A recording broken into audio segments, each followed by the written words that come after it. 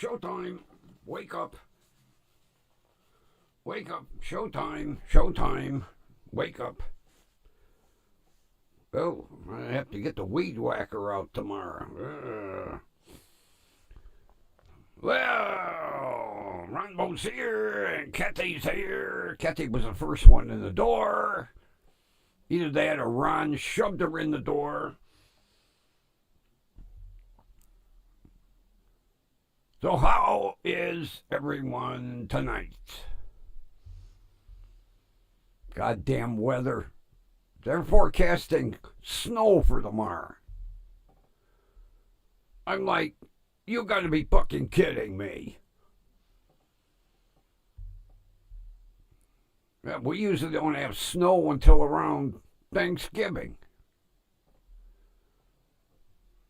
Figures.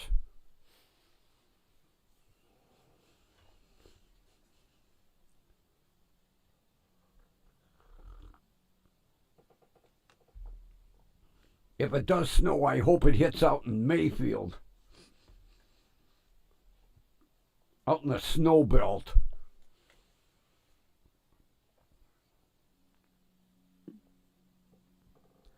Oh, I'm not waiting on it. Not at all. Oh, I'm not looking forward to it. I still had shit to do on the goddamn Passat yet.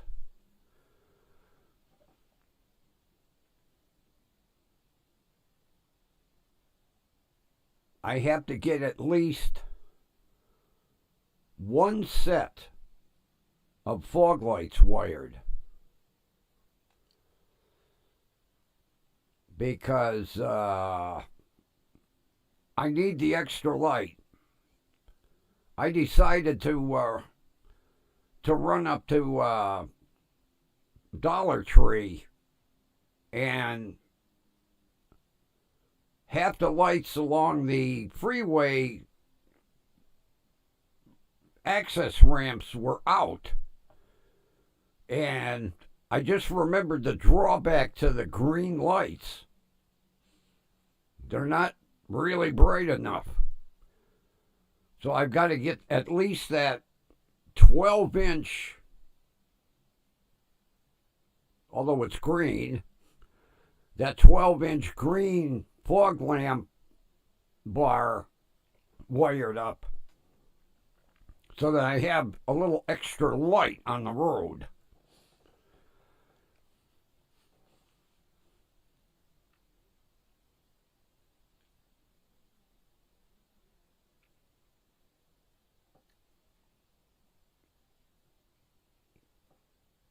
Actually, it wouldn't.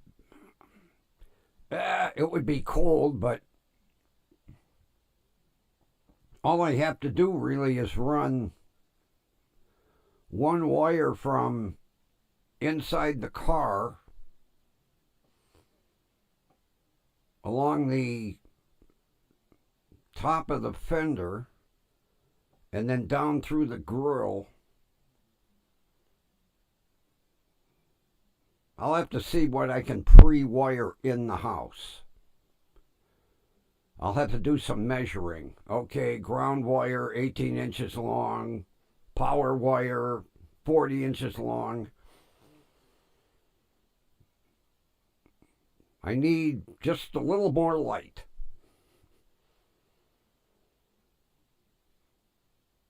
Although it would be nice to have all of them, but they'll have to wait until spring.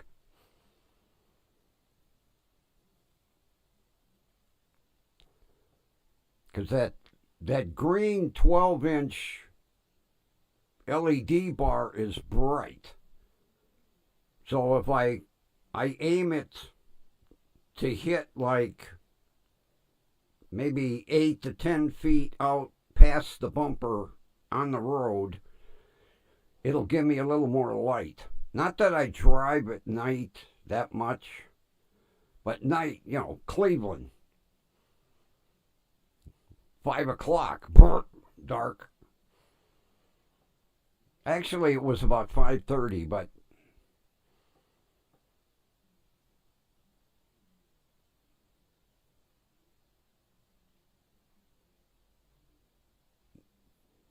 because I took all the light bars off the front of the car today. Yeah, if I pre-wire it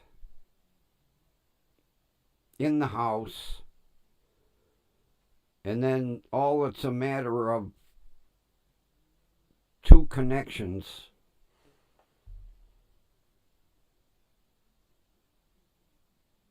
Actually, what I should have done while the car was sitting up at Ryan's waiting for the power booster, we had 68-degree, nice sunny day. I should have gone up there and asked him if I could work around the corner on the car.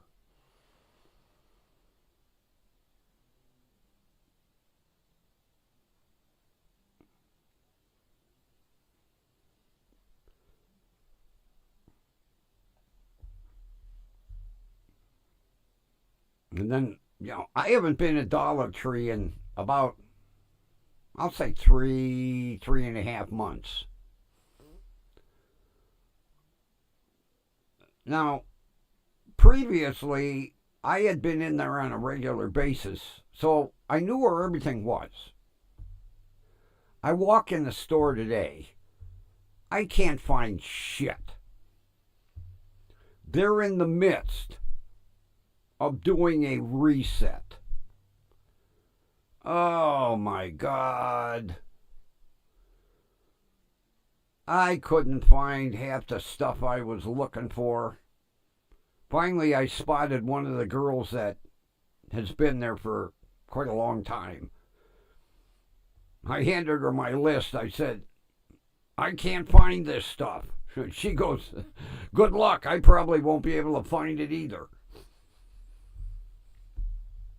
The only thing we couldn't find was taco sauce. She says, I know we have it. I said, maybe we should go look in clothing. Oh, that store reminded me of Aldi's.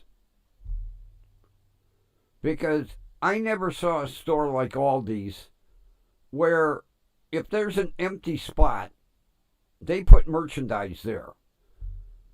So you're walking down the aisle, pancake mix, flour,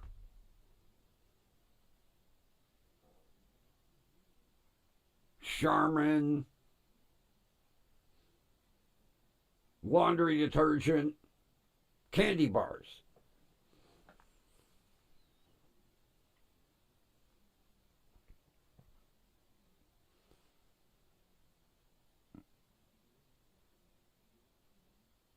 Every time I go into Aldi's, now, if I was to have the list and go into Mark's, within 15 minutes, I'm in and out of the store. I make a list for Aldi's and say I need 8 items. It takes me almost an hour. I never saw such a disorganized store in my life. And every Aldi store can't be like this. People wouldn't shop there.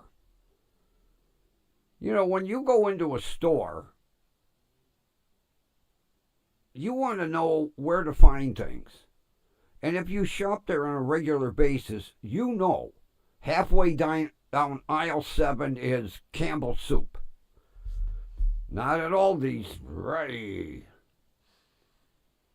And Dollar Tree today, holy shit.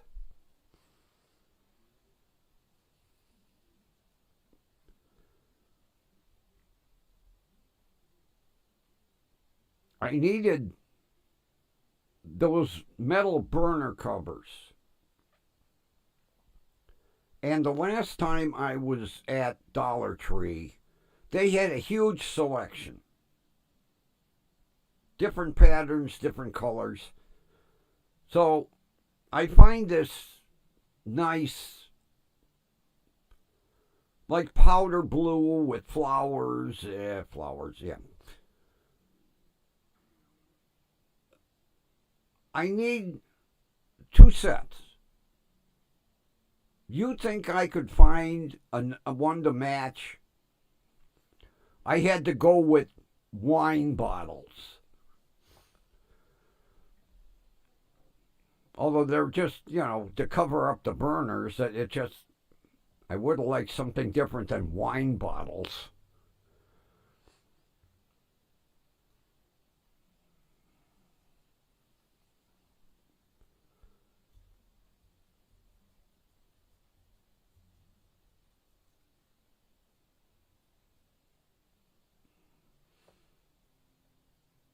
Oh, yeah, Walmart opens at what, 7?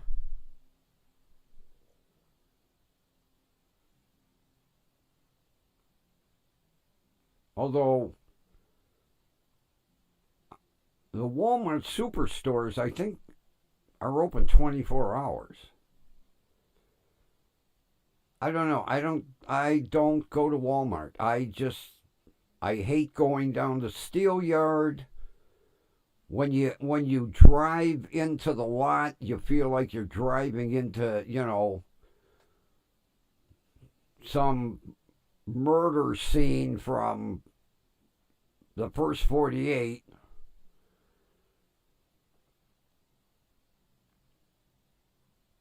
Six a.m. That sounds about right because my buddy's wife, she gets up at 5 and she's out the door like 6:15, and Walmart's just down the street. So, yeah. She's one of these, she shops really early. In, out, done.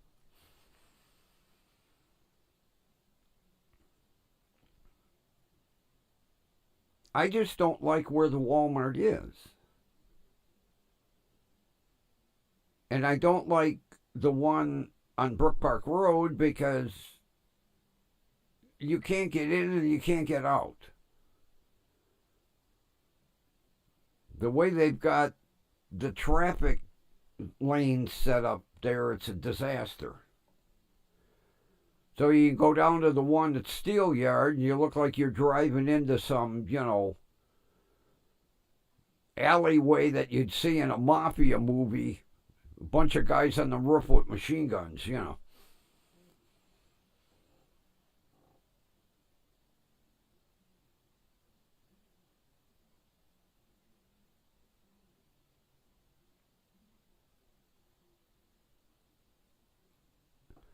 Put it this way, the Walmart Supercenter used to be 24 hours.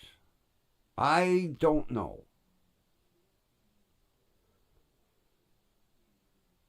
I mean, since, the virus, a lot of stores that were 24-hour stores are no longer.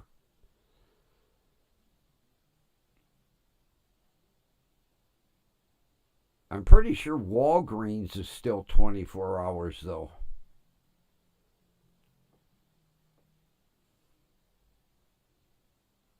But I don't go to Walgreens either.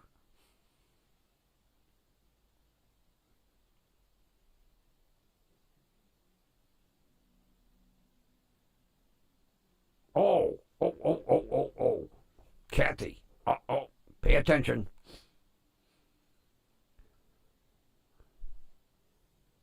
Dollar Tree finally got in the Sprecher's Orange Dream Soda. Oh, this stuff is to die for. But turn it this way so you can read the label. Sprecher's Orange Dream Soda. For a while, they couldn't get it. I walked in, I was like, oh, look what you guys got. And their cream soda, reminds me of going to the little mom and pop ice cream soda shop back in the day. Yeah. Oh, this stuff is outstanding. Very habit forming.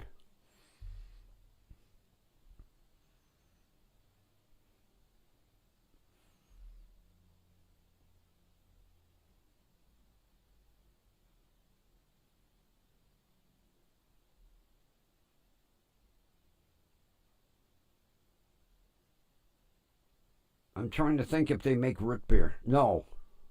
Well, they might.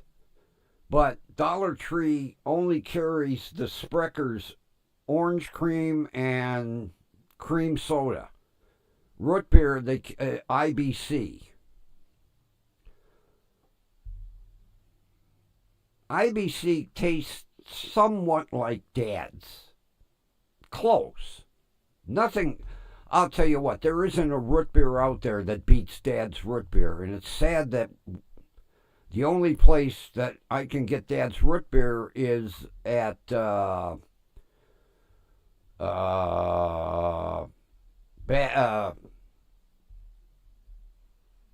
B.A. Sweetie's candy warehouse. I don't know where he brings it in from.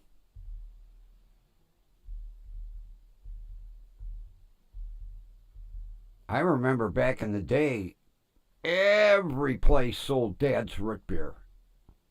No matter what place you went into, whether it was a grocery store or a gas station, everyone had Dad's root beer. I don't know why.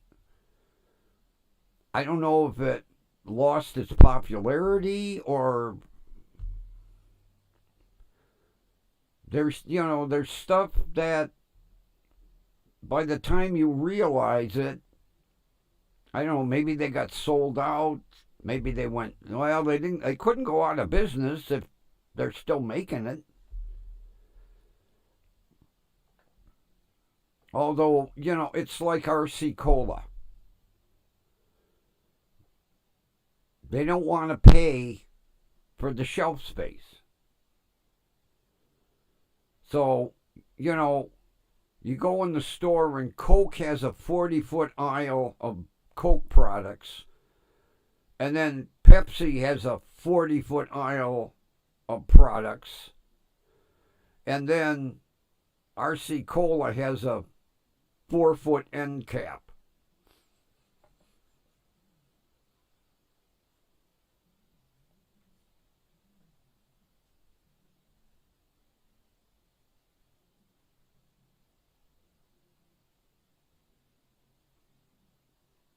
Although where was I?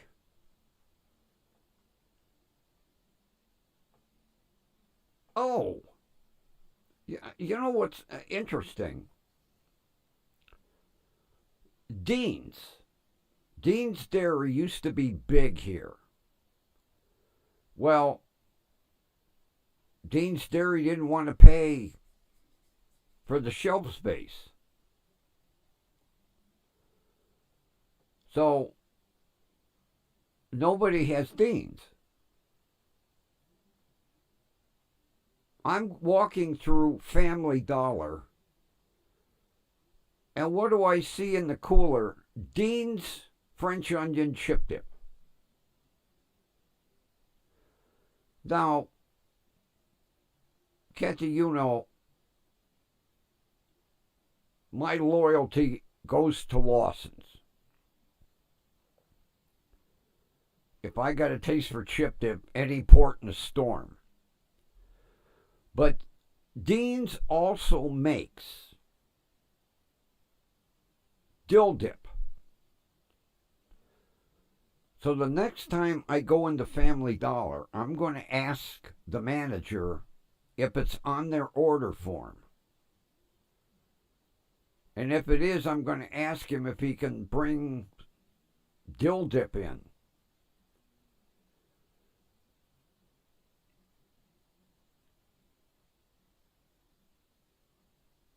But it surprised me seeing Dean's at Family Dollar.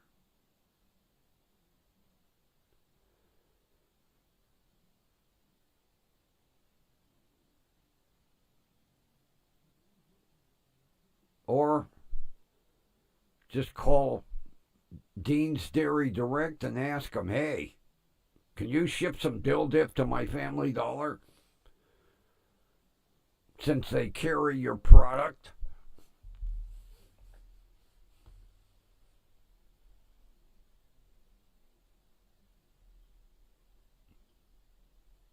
Although That's the only Dean's product that Family Dollar has. The French onion dip.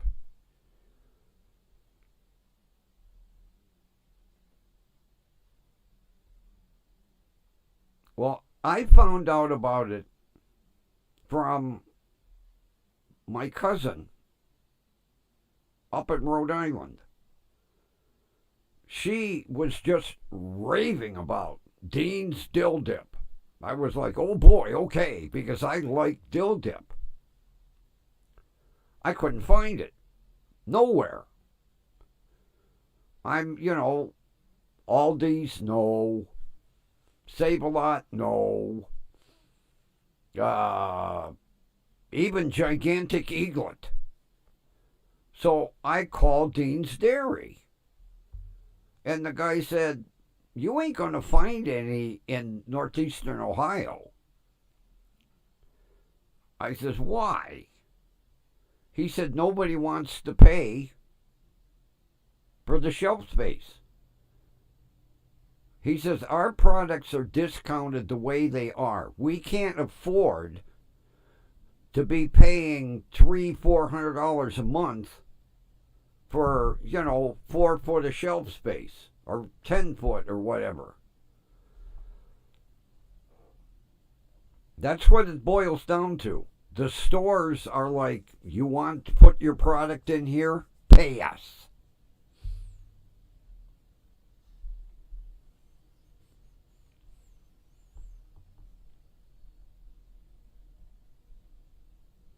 I'm almost tempted to tell my cousin to buy me a case, pack it in dry ice, and ship it to me.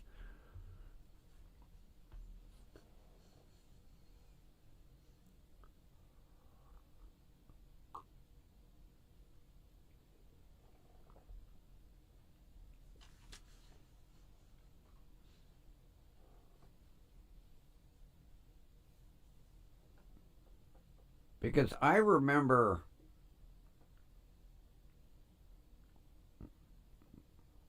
I'll say a year ago, I would go to Mark's. There would be Dean's Dairy products, milk, cottage cheese, dip, sour cream, and then gone. Same thing with Gigantic Eaglet. They used to have a shitload of Dean's Dairy products. Nope.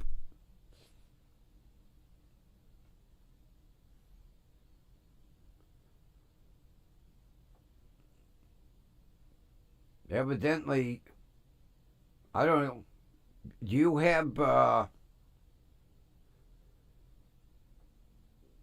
have stores that carry Dean's on a regular basis down there, Kathy?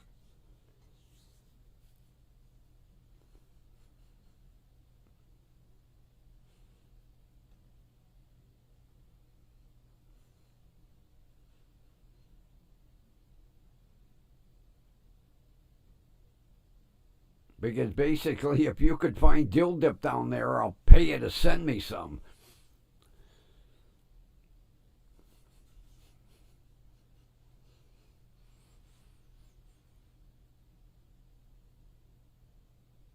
Because I think basically,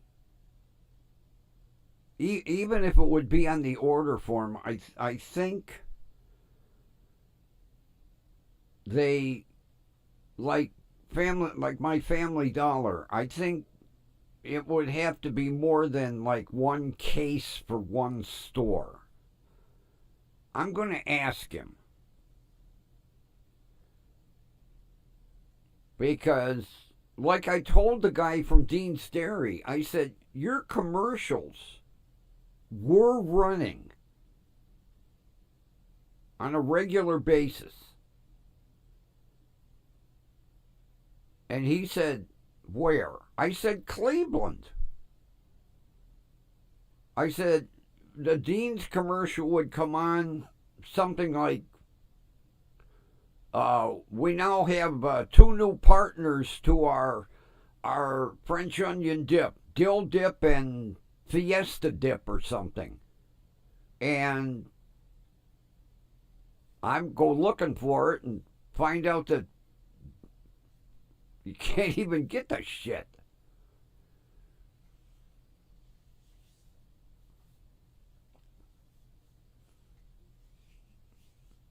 Yeah, well, that's another thing. They don't want to stock something that doesn't sell. So, I understand that. But maybe when you're out and about grocery shopping, you can see if anybody has Dean's dill dip.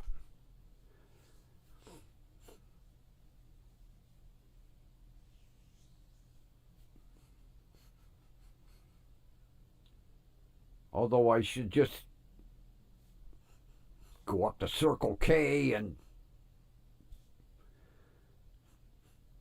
get my Lawson's dip.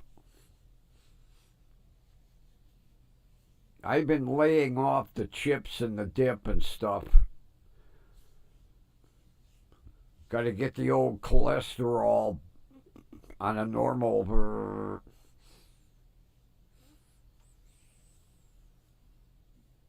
And then, you know, next month I have to see a dietitian. Now, I already know she's going to give me hell for the way I eat. And then I'm going to get this big list of, well, instead of potato chips, eat raw carrots. Oh, yeah, right. You're not going to see me looking like Bugs Bunny at night with a carrot. No, huh? I know I should eat healthier, but hey, I'm eating the food I enjoy. Like tonight, Italian sausage on a baguette, and I cooked up a shitload of peppers and onions, and I mean a shitload. There'll be more peppers and onions on that sandwich tonight than Italian sausage.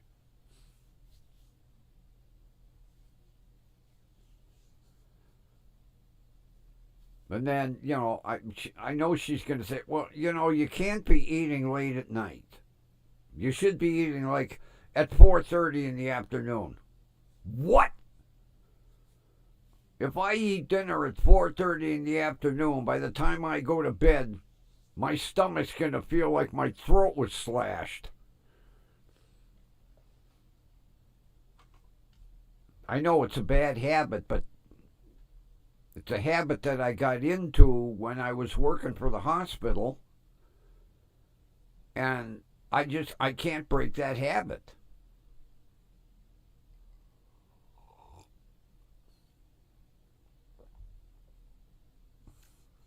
That's like this coming Friday. My former girlfriend and her husband are taking me out for lunch. Lunch to me is like 2:30, 3 o'clock.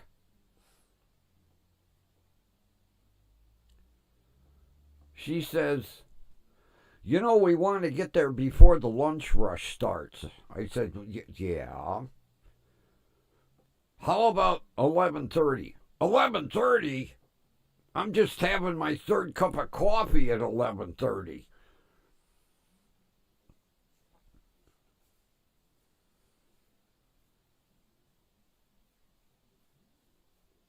Oh, God, that sounds delicious.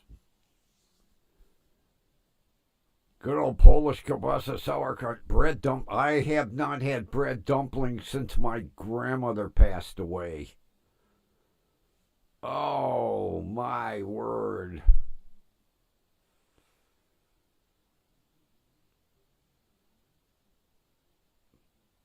My mouth is watering.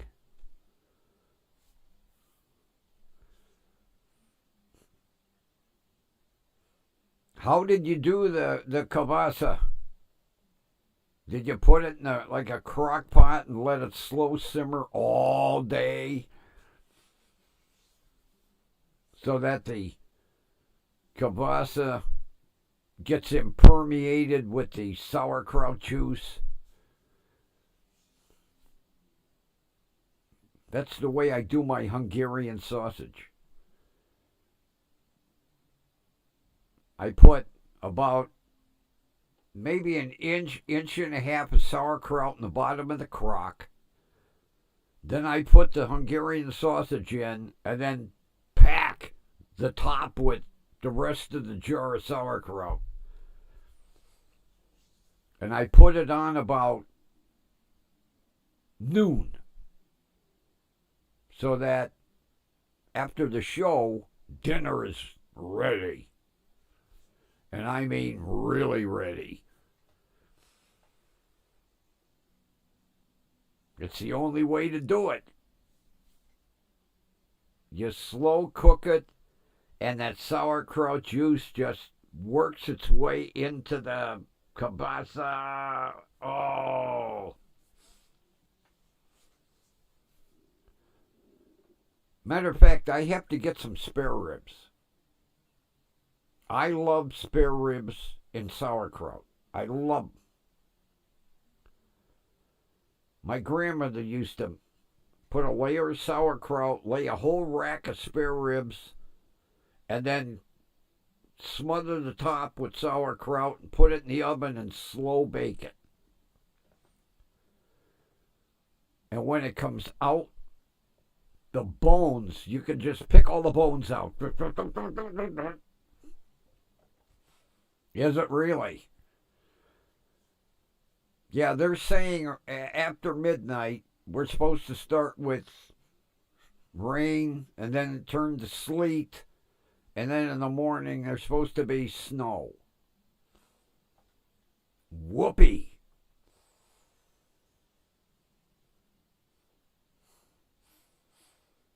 Because I have to go up first thing in the morning and ask Ryan to lower that brake pedal.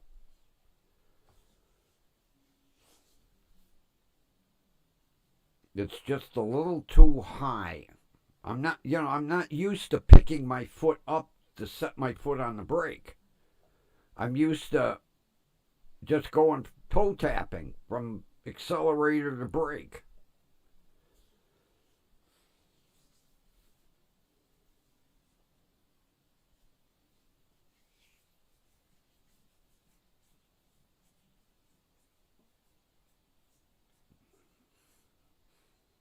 You're vacuuming the street?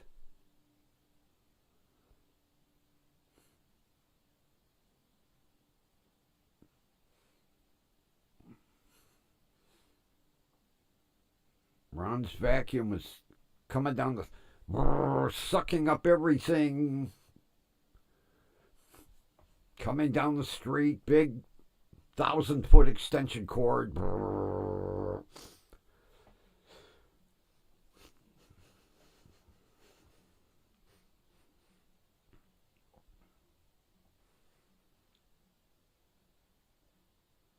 Yeah, that backdrop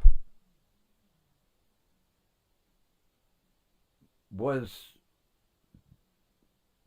the main buildings downtown.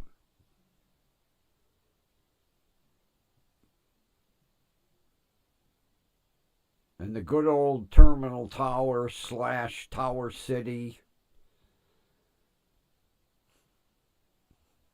The building my grandfather helped build. I'll never forget the last time I went downtown, about 10 years ago. And I got off the rapid transit and I'm looking around.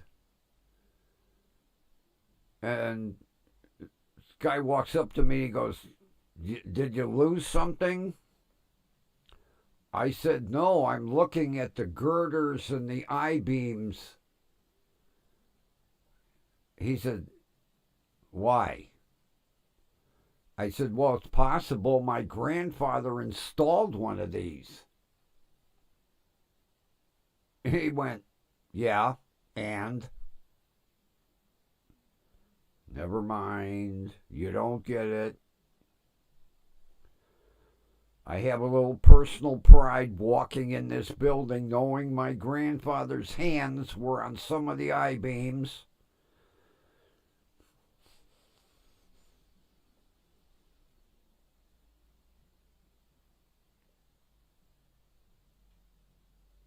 Oh, we still have them in Cleveland, Kathy. You see them a month before Election Day. That's the only time you see street cleaner. When the mayor's up for election. Then... And then the mayor's like, well, look, we clean your streets. Yeah, once every 4 years. That's the only time we see the street cleaners. During election time. They used to, on a regular basis. I remember during the summer, at least once a month, the sweepers would come down the street, and then that big tanker truck with the water jets, and all the kids used to run out to the curb and get their feet washed. Somebody be like, the tanker truck's coming! Everybody be standing at the curb. Come down and spray the street. Everybody get wet. Those were the fun days. Now, once every 4 years. And maybe the tanker truck will come down. Maybe.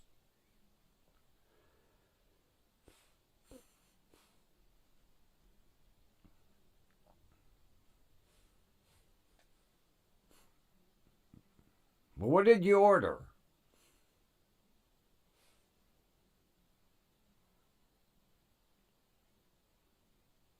What make vacuum cleaner?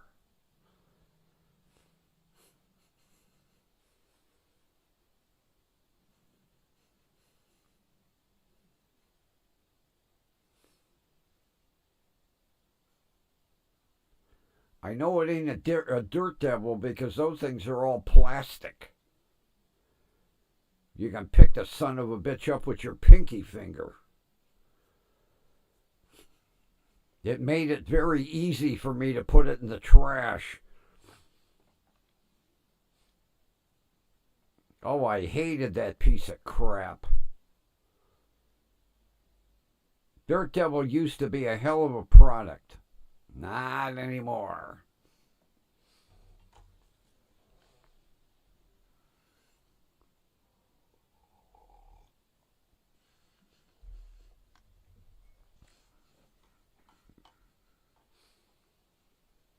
Oh, that's right, Bissell. You got the dog hair one.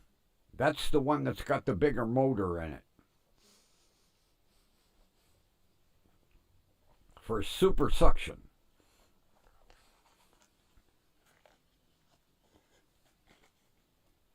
You could run the hose and at night hold it close to your feet and it'll suck your socks off.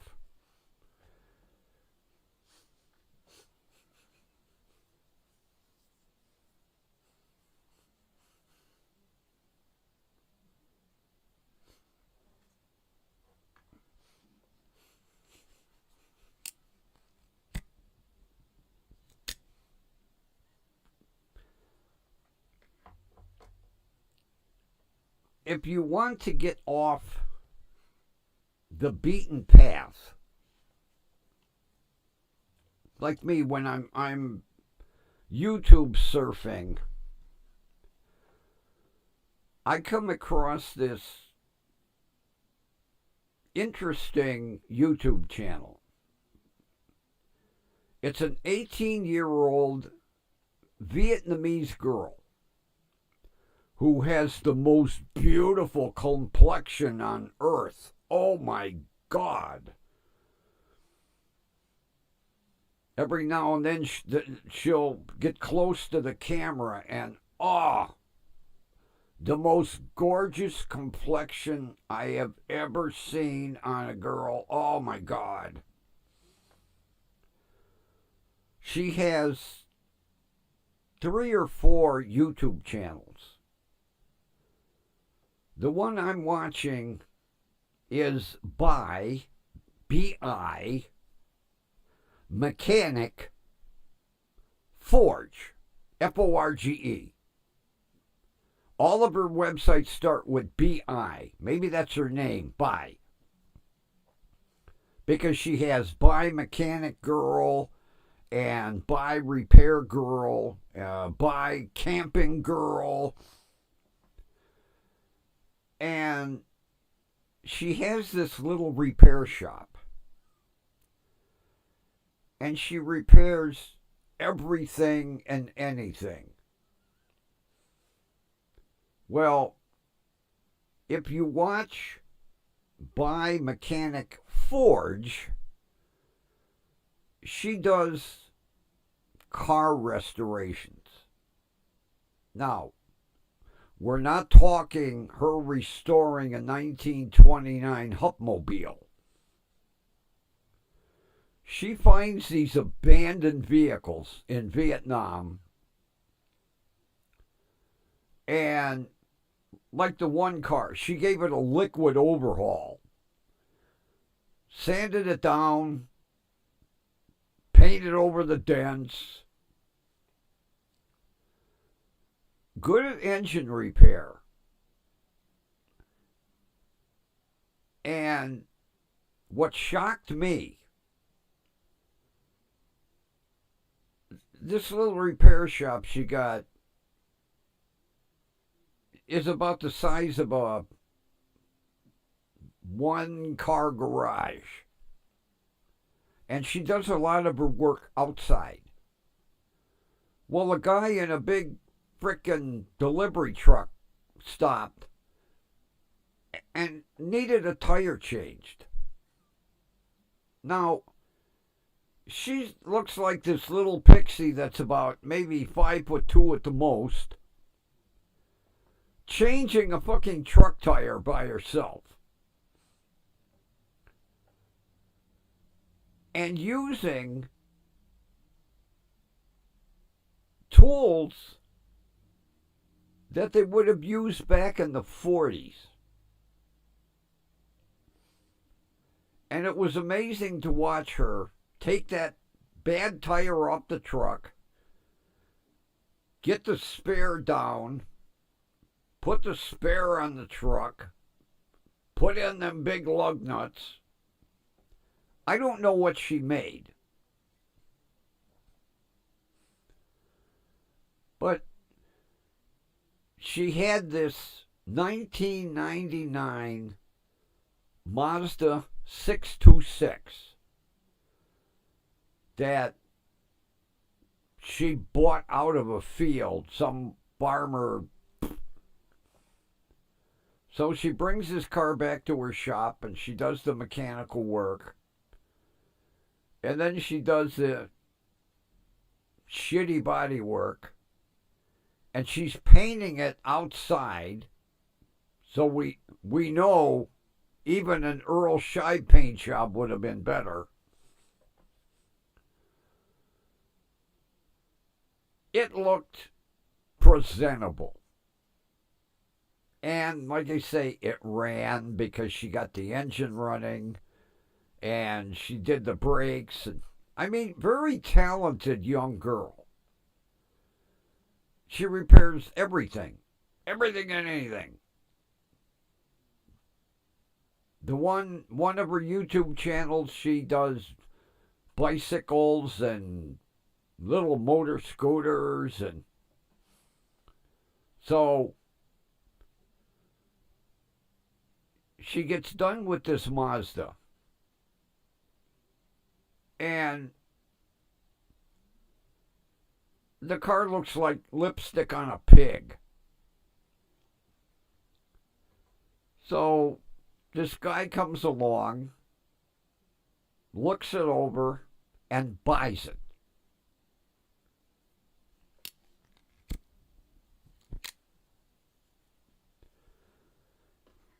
And she makes the comment.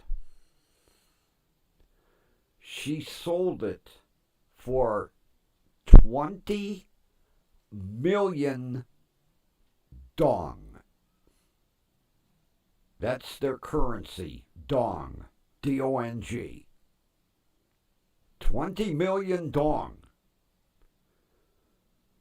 I'm thinking, holy shit. For a 1999 Mazda 626 with a liquid overhaul that's got more dirt in it than the Sahara Desert.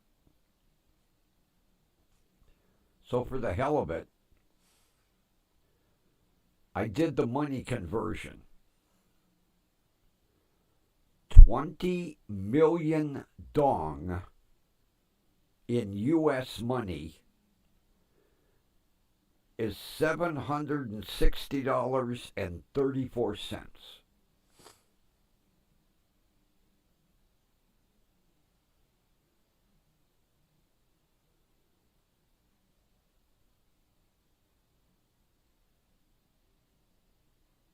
So evidently when you're walking around with $1 million dong in your pocket, you're not a rich person. Let alone for her to sell this crappy Mazda for 20 million dong.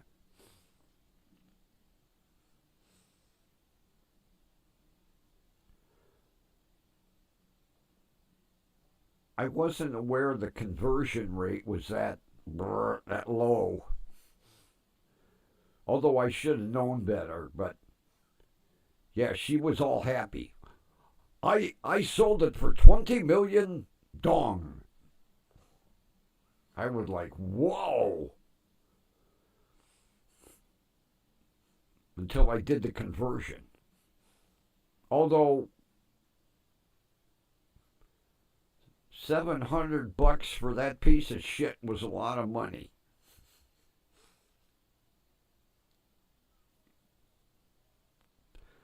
I mean, I got to give her credit. The girl, one person garage,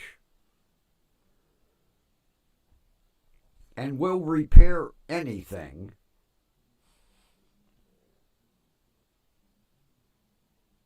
I'm trying to think the one YouTube video I watched.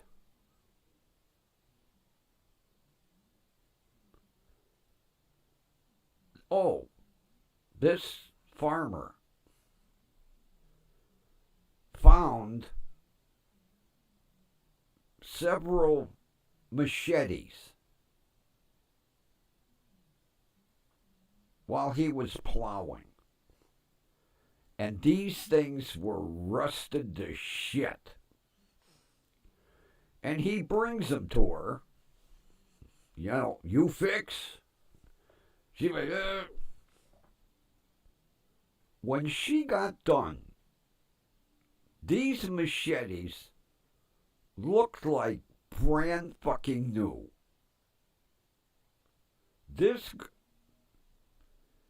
I don't know if she's self-taught or what,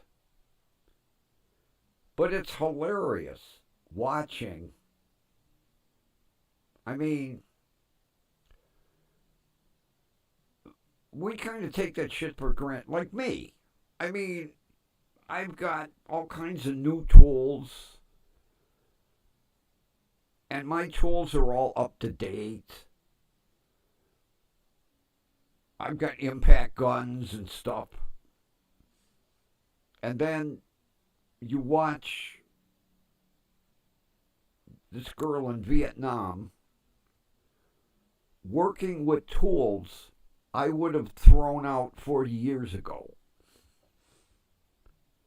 But that's the best she could do.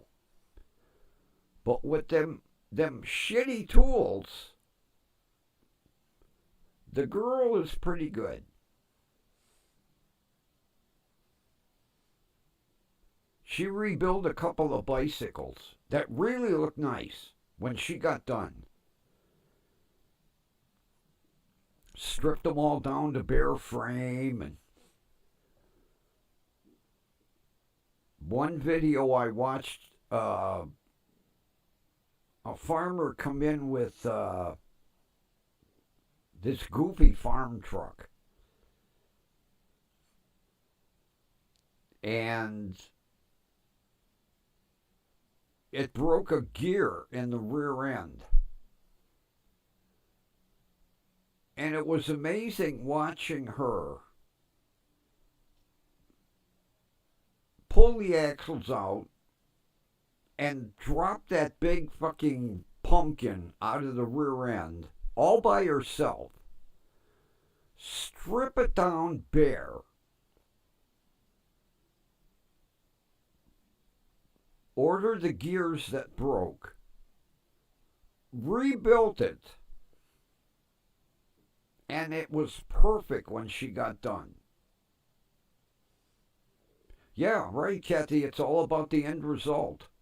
And it's basically making a silk purse out of a sow's ear. But this she's a little pixie of a thing, 18-year-old Vietnamese girl, making a living, running a little repair shop. But when she redoes these cars, it's hilarious.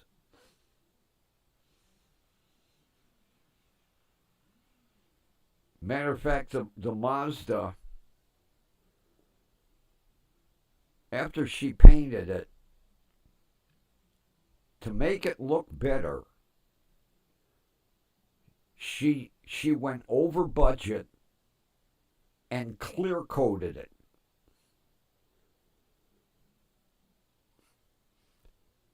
It looked like she was spraying clear coat over gravel. Oh, that paint job was horrendous. And the guy that bought it was like,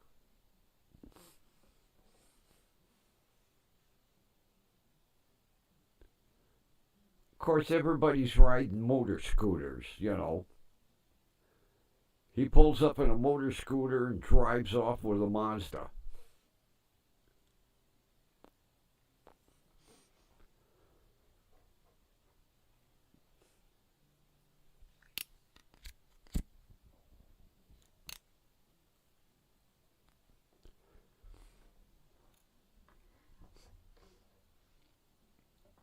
Although somebody from the United States sent her 2 used Craftsman impact guns, battery powered, you know, the battery versions. And when she received them, you would think that somebody gave her a brand new one with a warranty. She was like,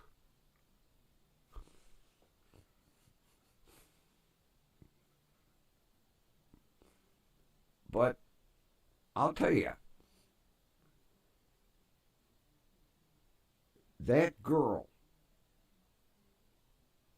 when she got really close to the camera, has got a complexion like porcelain. Absolutely gorgeous.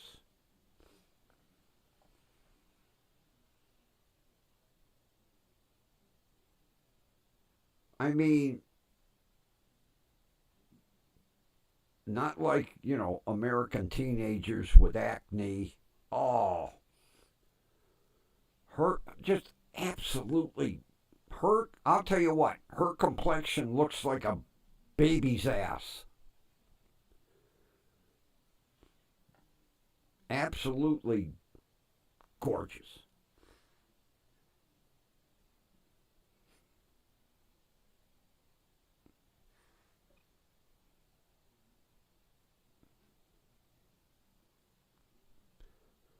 She's always got her hair in a ponytail. I would love to see what her long hair looks like because her ponytail goes down almost to her waist. Because, Asian women have that gorgeous, silky black. Asian women have beautiful hair. I would just love to see her with the hair down just once. But when she was changing them big fucking 22-inch truck tires with tools that they used back in 1940, matter of fact, she said the one tool that she was using was her grandfather's.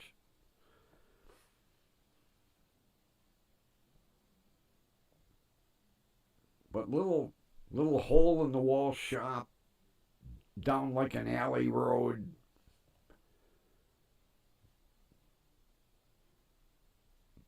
But it's the one where she's fixing cars is by Mechanic Forge. 3 words, by Mechanic Forge. Now she has by Mechanic Girl and by Repair Girl and by Camping Girl and something else. She's got like 5 YouTube channels. But it is really interesting to watch how people in third world country make a buck.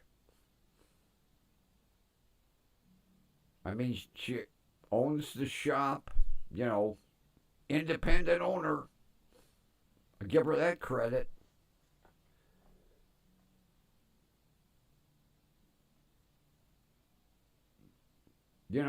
Kathy, it's hilarious. I'm watching Bus Grease Monkey, and you see rows and rows and rolls of tool cabinets. And then you watch By Girl, and she's got a workbench with a bunch of old tools from 1930. Well, Ron, you only have a couple months, and then all that's over with. You can wave goodbye and leave a note in your apartment. Elephants live upstairs. Beware. Those people are so inconsiderate. It's disgusting.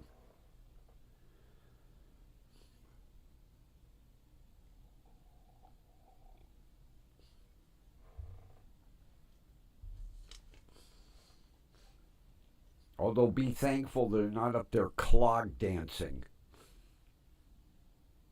with wooden shoes.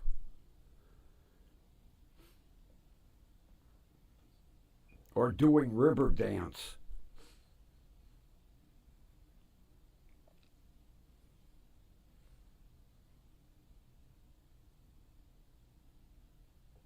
I had a friend that he had a double house, and he made the mistake when he refinished the upper portion. He ripped all the carpeting out and refinished all the hardwood floors.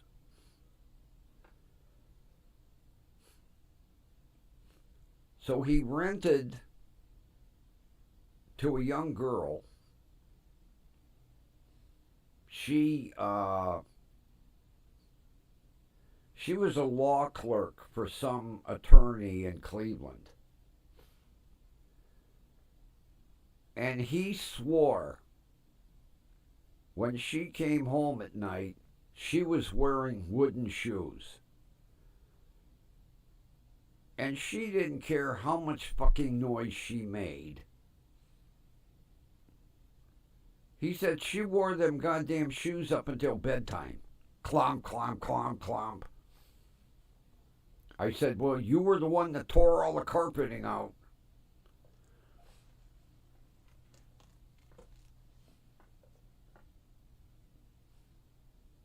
I said, I told him after you refinished, you should have moved up there. Rented the bottom out. Yeah, that's the problem. People are fucking inconsiderate.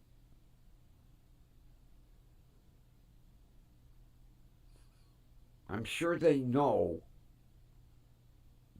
that there's a senior citizen living below them.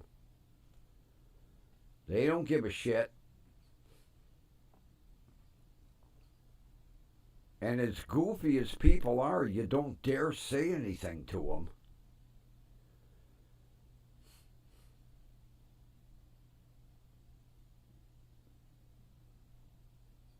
If you say something to them, you could end up taking a dirt nap.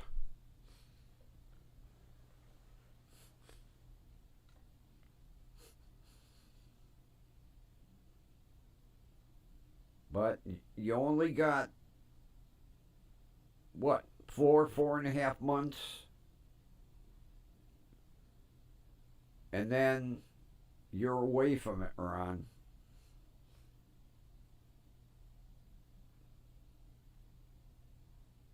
So, I don't know how long you've had to put up with them, but just look at the light at the end of the tunnel. You'll be in your own house. Nobody's going to be upstairs making any noise. You'll have peace and quiet. So,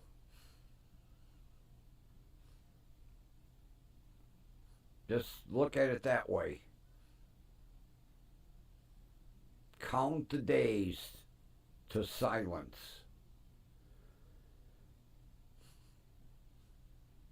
The only noise you'll have is Fiona running around the kitchen.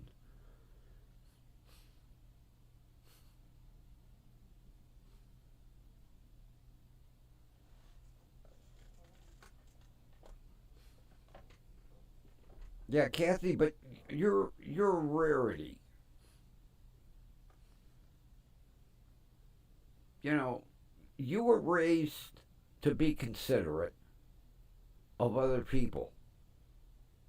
And you pass that on to your girls. Most nowadays,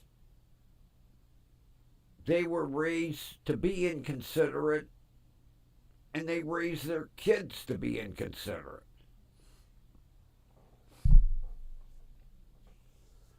That was why I went out of my way to let Ryan's mother know the wonderful job she did with him. Because he is a son that any parent would want. Respectful, kind, considerate, yes sir, no sir.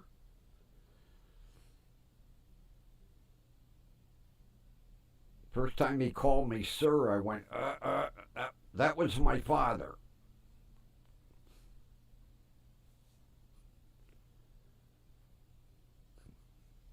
Call me grumpy. Okay, Mr. Grumpy. I said, no, mister.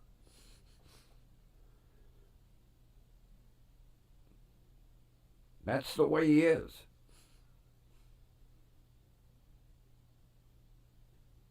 He even writes it on the receipt, Mr. You know.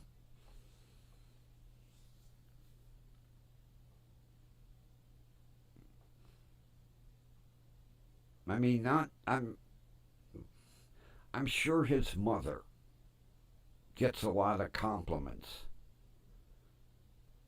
but I wanted that coming from a total stranger. She didn't know me from Adam. And I told her, it is an absolute pleasure dealing with your son. I have a little problem dealing with her husband because he no speak of a good English.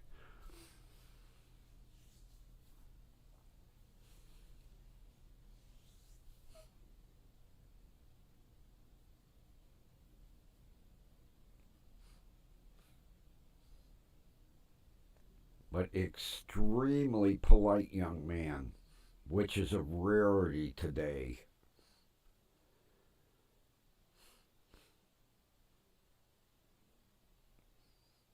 But I hope he can adjust that. I hope it's not a big task to readjust that brake pedal because it's just too high.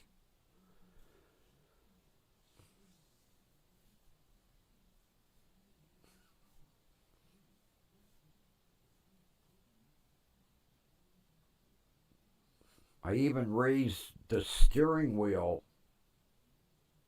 to the highest point, and I'm still banging my knee on the steering wheel. I moved the seat back.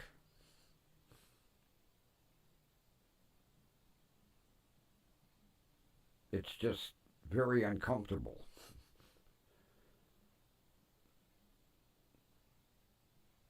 Especially, when you're used to toe tapping. And then I go to toe tap and I bang my foot on the side of the brake pedal and I got to pick my foot up.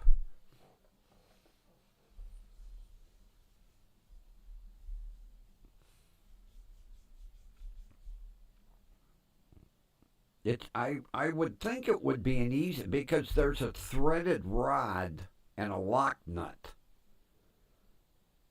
So I would think all he would have to do is loosen the lock nut and run the threaded rod down to get it even with the clutch pedal.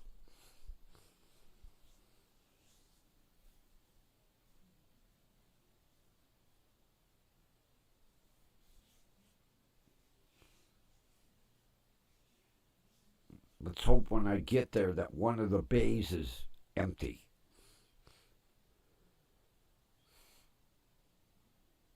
That way he can run it in.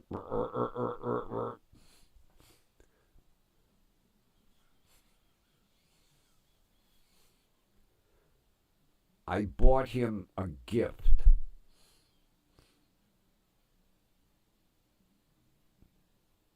I have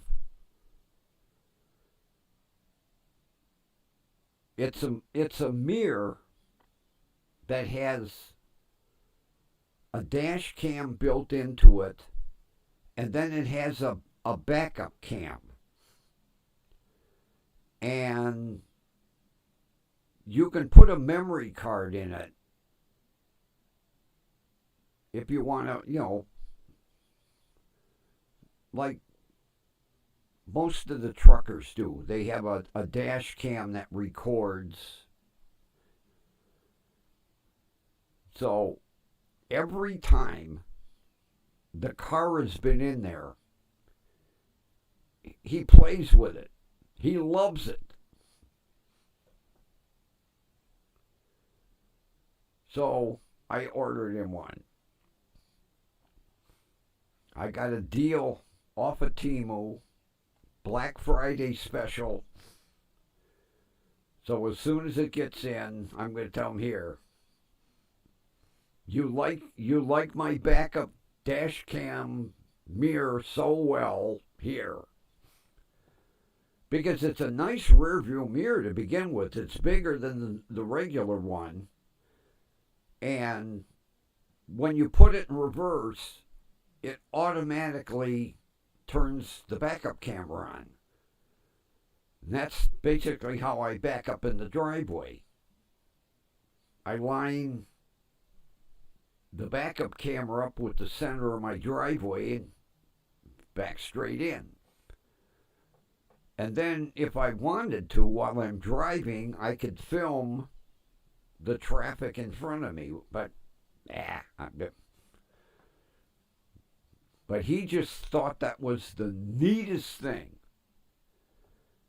And I know he plays with it because every time I go to pick the car on, it's on. So I ordered him one.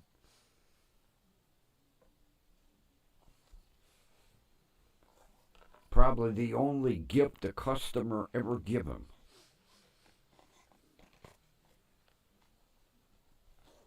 But the first time he saw it,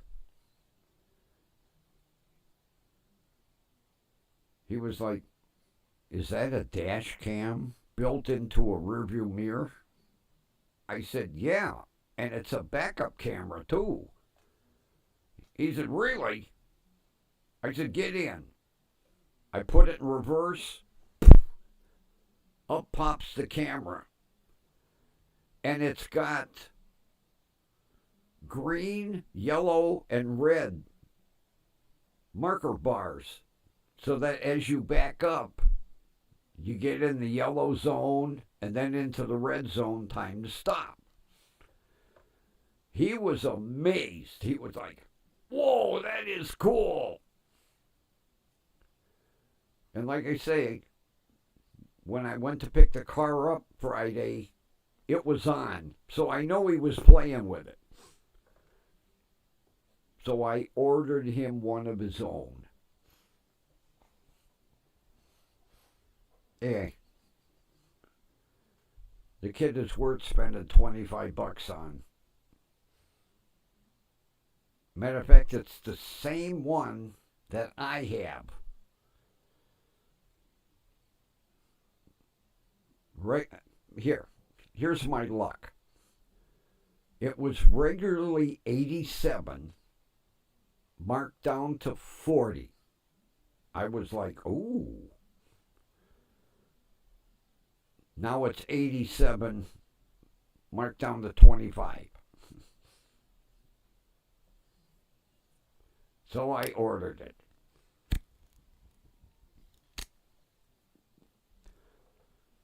Because basically, every repair that I've had done, he has really worked with me on the labor. Because he told me doing that master cylinder and the power booster, in a normal shop, that would have been $1,000 repair.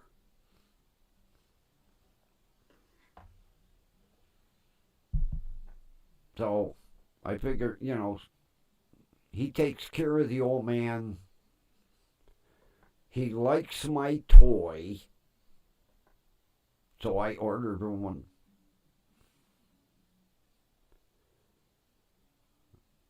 That way he can quit playing with mine.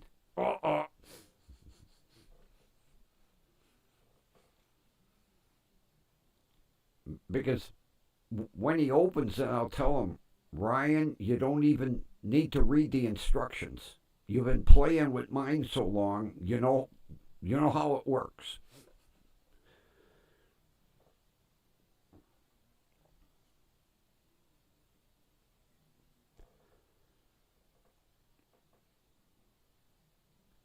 Now, Kathy, $25 is a lot of money to me. I don't get shit for Social Security.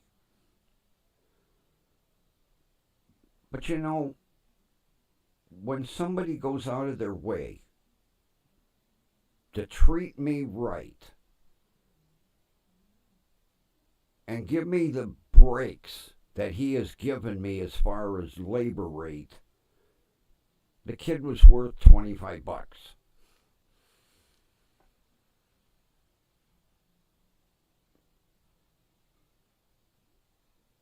And I know it's something that he will immediately install in his car.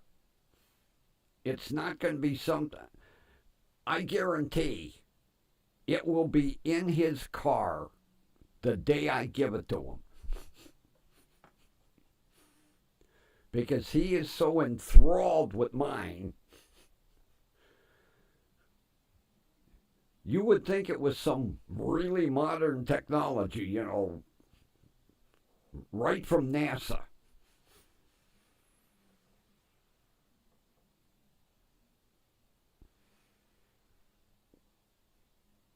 Kathy, it'll give me a warm, fuzzy feeling to watch him open that.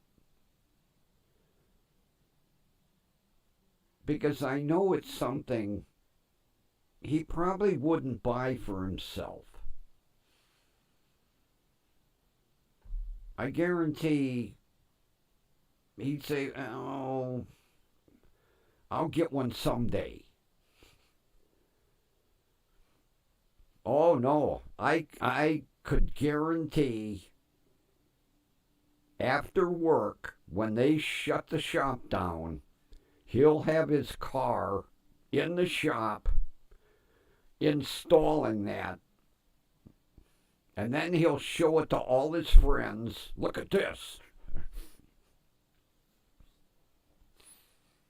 So it'll do me good. He's taking good care of me. And that kind of guarantees he'll take care of me even better in the future.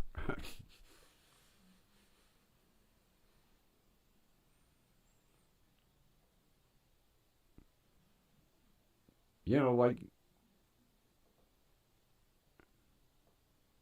with my letter carrier and my UPS man. Now they're not supposed to accept gifts. I get a $20 McDonald's gift card. And boy, do they take good care of me during the year. Because I would almost guarantee nobody else, the UPS man, that's his job to deliver packages. Well, yeah. It's also not his job to deliver it to my side door and ring my bell. Their job is drop it on the front porch and go. And like the day he shut my lights off in my truck and then told me, he's like, "Hey, you left your lights on. I turned them off for you."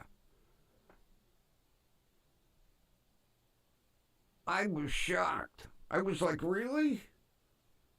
He said, "Yeah. I didn't want you to have a dead battery." And he wasn't even delivering to me. He drove by the driveway and went, "What?" Backed up and looked. Well, nobody's out. Shut the lights off.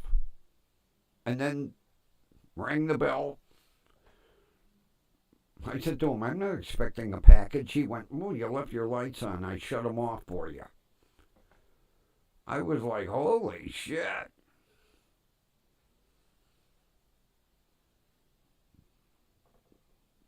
But people like that are one in a million.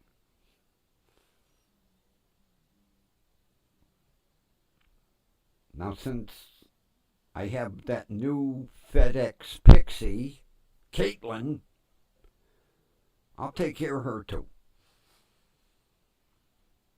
Because she brings it to the side door, rings the bell.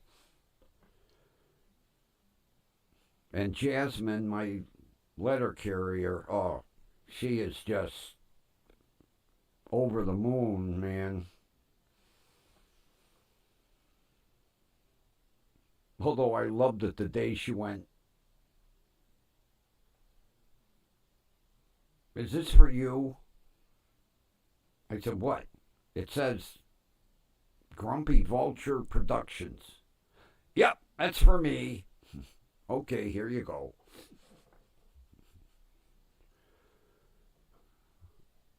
I still haven't explained to her what Grumpy Vulture Productions is. She knocks on the door. I got a package, but I don't know if it's for you. Well, what's it say? It says Grumpy Vulture Productions. That's me. She's okay, here you go.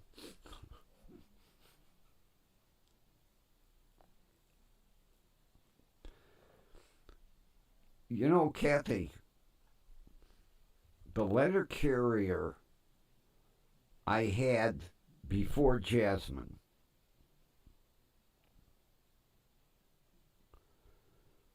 her name was Allison. Everybody on our route said she was the biggest bitch. And I was like, really? So one day, she comes up to deliver the mail, and I was standing in the driveway, and I said, oh, it's my sweetheart letter carrier. And the look on her face was like, huh? And I started to kill her with kindness. And I'll tell you what, she turned out to be the best. Now, she had gotten suspended twice and then ended up getting fired for refusing to deliver mail to one of the women up the street because the woman pissed her off.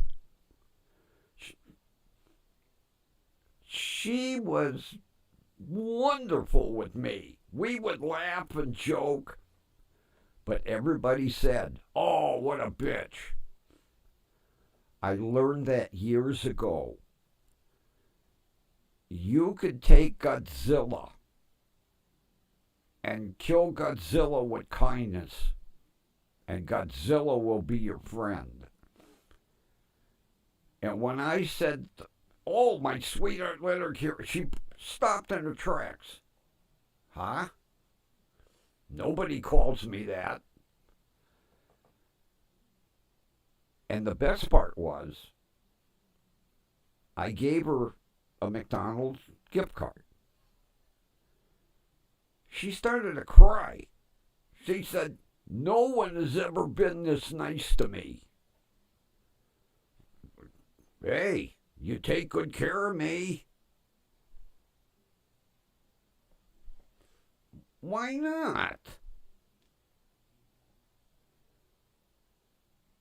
I wouldn't want to do that job.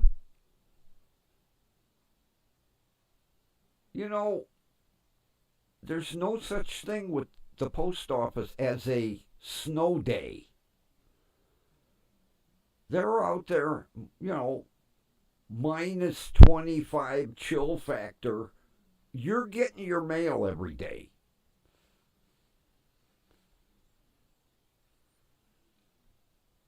But I have found if you show somebody kindness,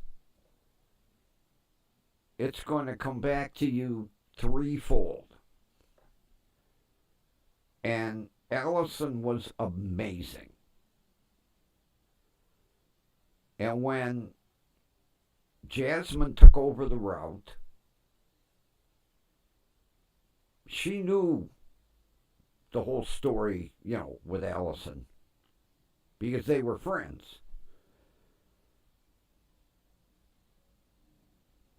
And I told her, I said, everybody thought she was the biggest bitch on earth. And Jasmine said, well, yeah, she could have an attitude.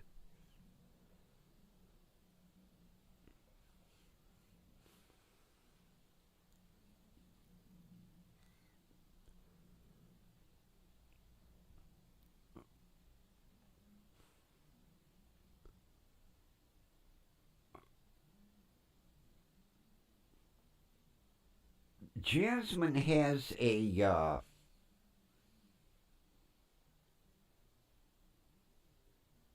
it's like a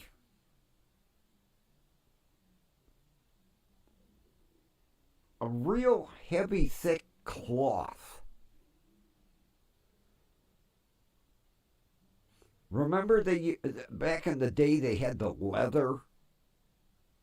They had the leather bags, and then they went to the canvas type. Now it's a thick cloth. She said it hardly weighs anything. But I remember when my cousin was delivering, he had that big, thick, expensive leather bag that they used to buy. And then, the bag was heavy, it was expensive, and I got a cramp in my fucking finger. Oh my God, does that fucking hurt? Oh, Jesus. Oh, God.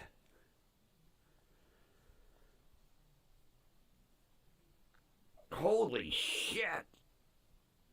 My finger's locked up all of a sudden. Oh, does that fucking hurt? Oh, wow. My thumb and finger locked up.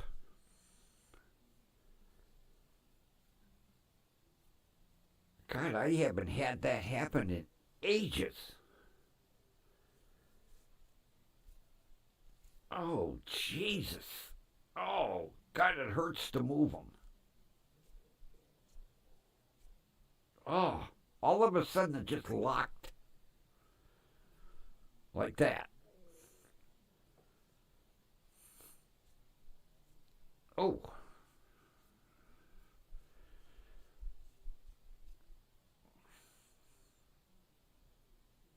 Oh.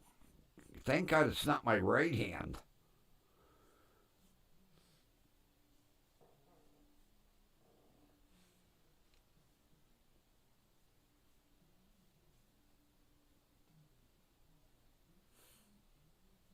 No,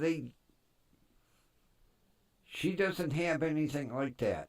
She's got this cloth over the shoulder bag. Now, I remember, oh God, it's got to be 30 years ago, our carrier had,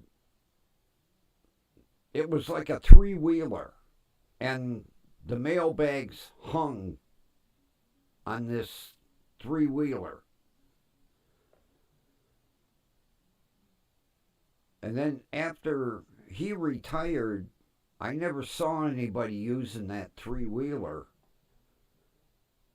But like I say, the one that Jasmine's got is an over-the-shoulder blue cloth. I'll have to ask her what the material's made out of. But it looks flimsy. It don't look like nothing super heavy duty. I don't know, maybe they get their choice. I'll take that light one. I'll have to ask her, do you get your choice of mail bags?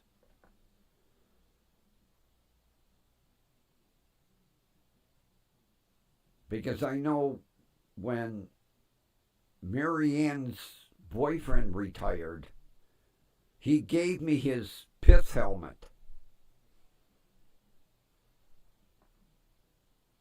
He told me, when you're working in the yard here, wear this. I got it out in the living room. I'll bring it in tomorrow. Put the pith helmet on. Look like Indiana Jones.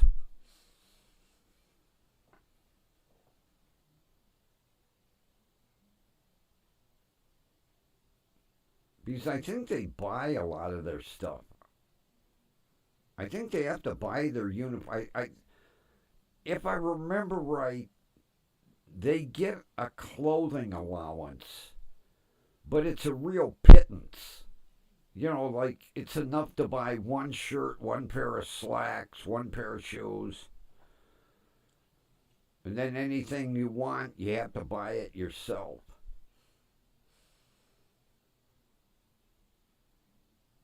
But yeah, after that carrier retired, I never saw one of them three-wheelers. Because he had a mailbag hanging, they were hanging back to back. And it had two bigger wheels in the back and a smaller wheel in the front. And the front wheel had a brake. He could lock it so it wouldn't roll away. It was kind of a neat looking. Had one handle. Then, but he was the only carrier that ever used that.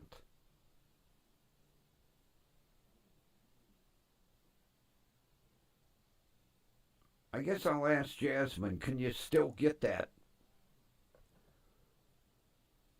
little golf cart thing? That's what it kind of looked like. You'd hang golf bags on it.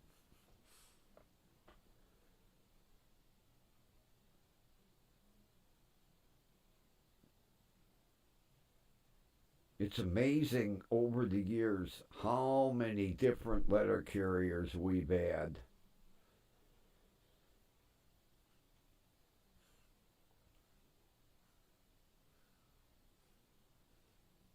God, I remember the one I had up the street. Her name was Mitzi.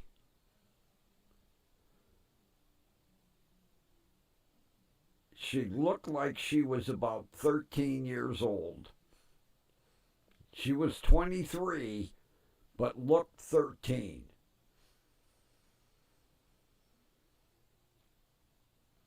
And she was just wonderful too.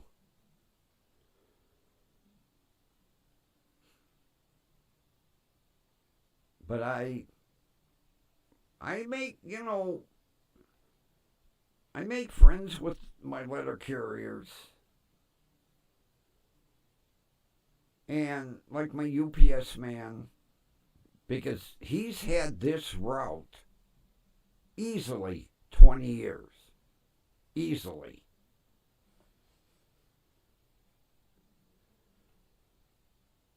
But like I say, the FedEx, they buy the route, so they're considered kind of like independent contractors.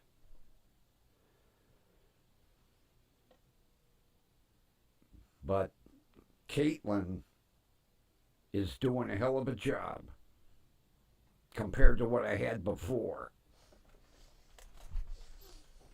Although I told her about the TV set because she was shocked. She said, "You're going to be kidding. In December, he left the TV on the front porch and you didn't know it?" I said, "Nope." And frickin' Walmart, they pulled the TV off the rack, slap a shipping label on it, so everybody in the world knows it's a TV set. Black screen, black screen, black screen. Oh, did I bitch Walmart out. I said, "You mean to tell me you couldn't have wrapped that in brown paper?"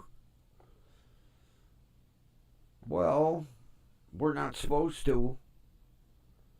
I said, "Yeah, it sat on my front porch for 3 days. Would you have replaced it if I called and went, 'Where's my TV?' 'Oh, it was delivered 3 days ago.' 'Where?' 'On your front porch, sir.' 'I had no idea. I don't use my front door.'"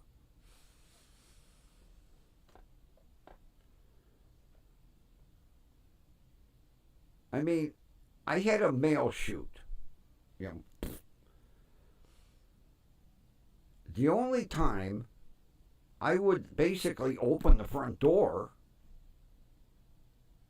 is if somebody rang the bell and there was a package.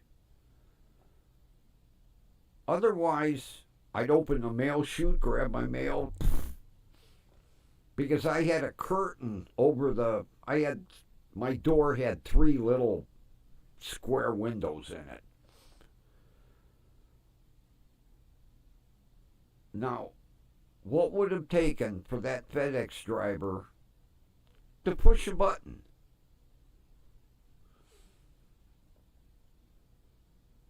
No, he puts the TV on the porch. See ya. And my neighbor across the street finally called me and said, you know, there's a TV, a flat screen on your front porch. I go, really? He said, yeah, it's been there 3 days. Don't you want it? That's my 35-inch Magnavox.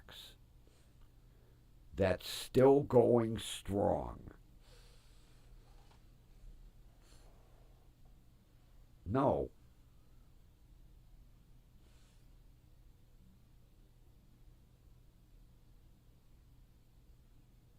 The 35 is the LG. The 43 is the Magnavox. And the 55 is the Samsung. I look like a TV studio in my bedroom.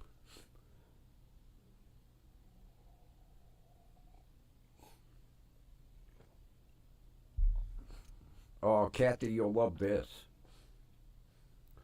For the last 2 weeks,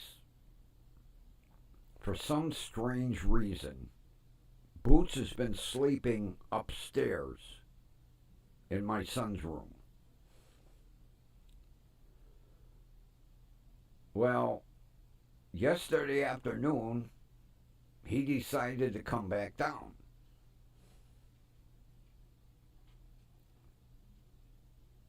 So last night, he's in bed.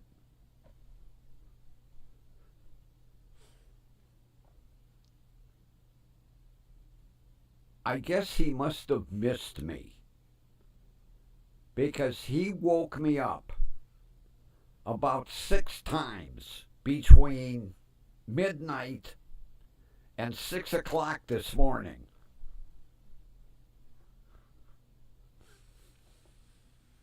I'm like, hey, let me sleep.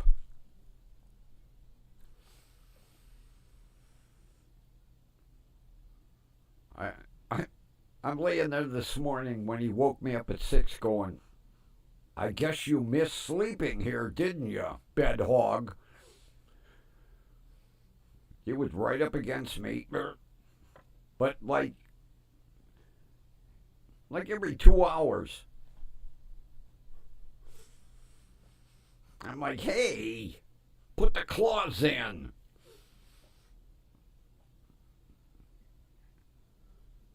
So at 6 o'clock, I finally got out of bed. I was like, and every time I walk past the bedroom, he wakes up and sits at the edge of the bed, meowing, because he wants cat treats. And he'll meow, and I'm like, all right, here, have some cat treats. Then he's happy, he goes back to bed. I walk through the hallway. He wakes up. Meow, meow, meow, meow. Oh, jeez.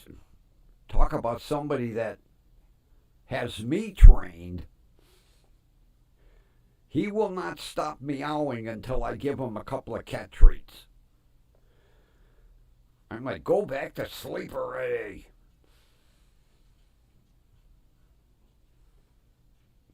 Although I did miss my nightly massage, because he gets into it. Oh, the eyes purring away.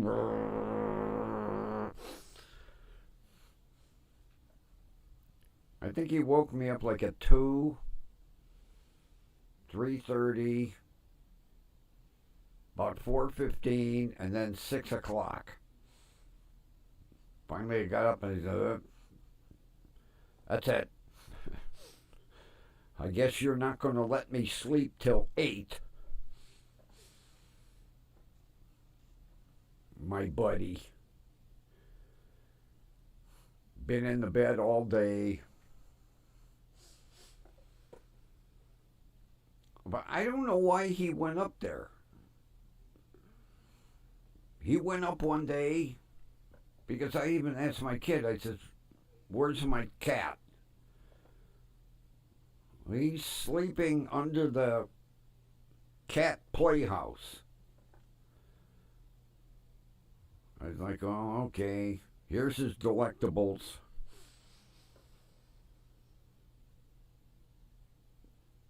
So every night I'd leave out a pack of delectables so that my son could give him his delectables. But I don't know why he went up there. Usually he doesn't like going up there. But he'd been up there for 2 weeks. Then yesterday he come down and was like,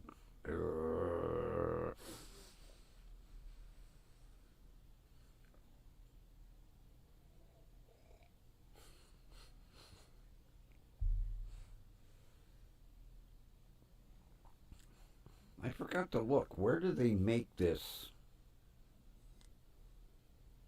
Spreckers? It says fire brewed craft soda. Let me see where they make this stuff.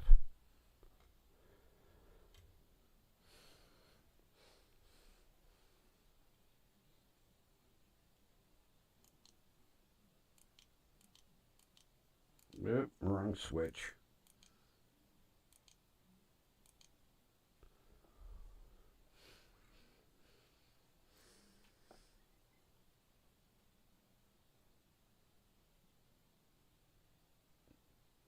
Sprecher Brewing, Glendale, Wisconsin. SpreckerBrewery.com. Fire brewed craft sodas. Well, I didn't know it was fire brewed, but it's, this orange cream. If you ever see this at your Dollar Tree, grab some and try it. And the cream soda's to die for.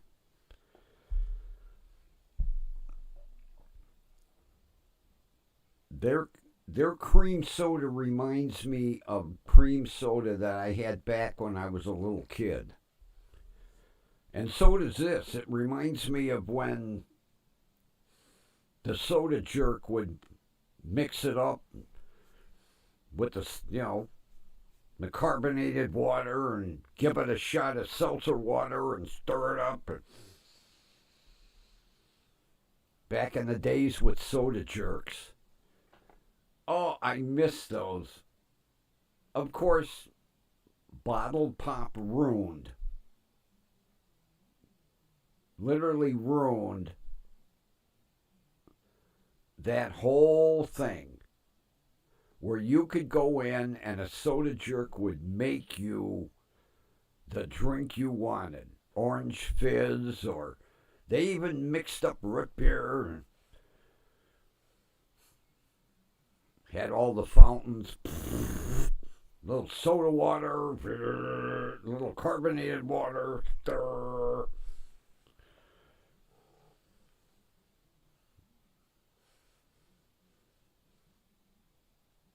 Back in the good old days, where when you wanted a root beer float, man, you got a glass about that big. The good old days. Kids today don't know what they missed with the little ice cream shop on the corner with the soda jerk.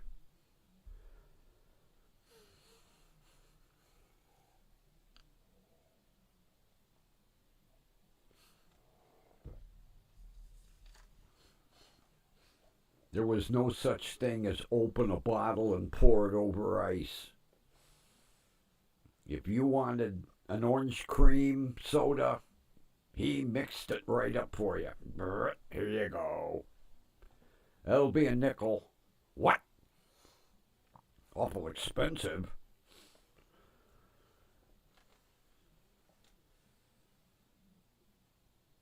Yeah, I don't know if it's just. I would tend to think if one Family Dollar carries it, they all should have it.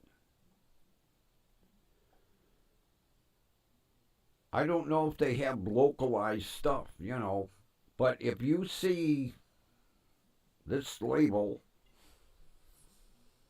with the big lion on it, Sprecker's Orange Dream or cream soda, grab it.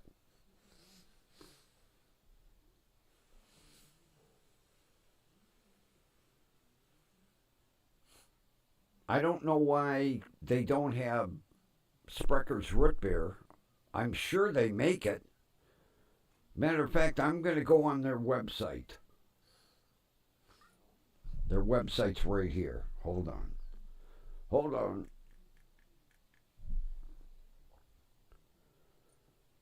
SpreckerBrewery.com. I'm going to go on their website in the morning. SpreckerBrewery.com. SPRECHER. Sprecher Brewery.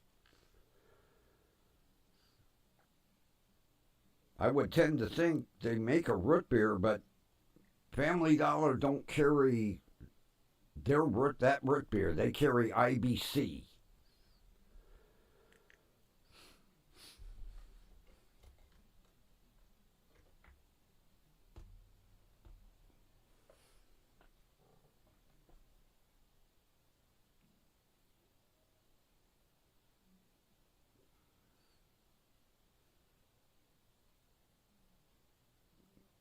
Because I would guarantee that, Family Dollar buys from the same distributor, but maybe they got one in your area, but it's worth looking for. But like you say, if you find it, and if you like it, buy several bottles. Because like today, the shelf was full. I guarantee I go in there tomorrow, it'll be empty. Because the assistant manager said certain items, gone. Soon as the word gets out, they got the orange cream in.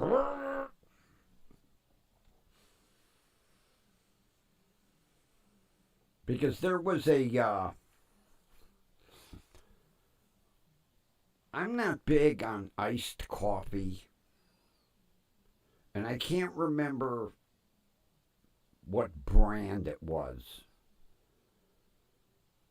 but it was peppermint mocha, and it was delicious. The peppermint didn't it didn't override the mocha. They basically complemented one another. Oh God, I loved it. And I'm not big on iced coffee. And then they can't get it anymore. I don't know if the place went out of business or what, but because I asked her today, I said, peppermint mocha? No.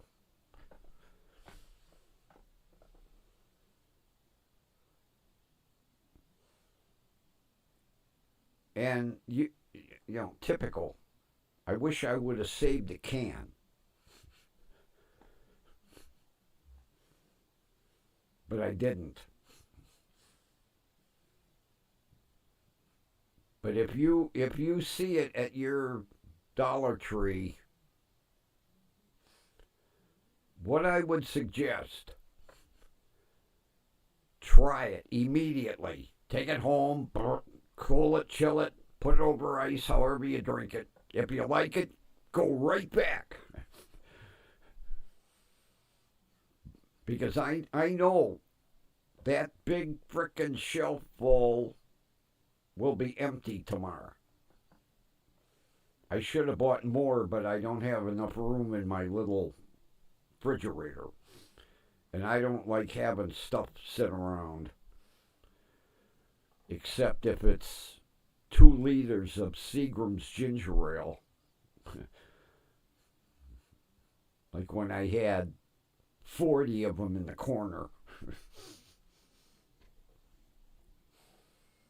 But when you're getting them for 25 cents,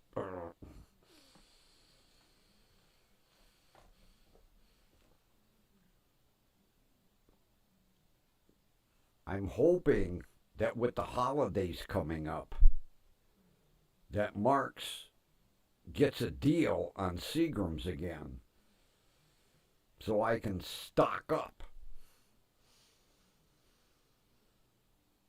Because I don't like paying $3.99 for a 2 liter. That's why I've been buying the Cherry RC. $1.45.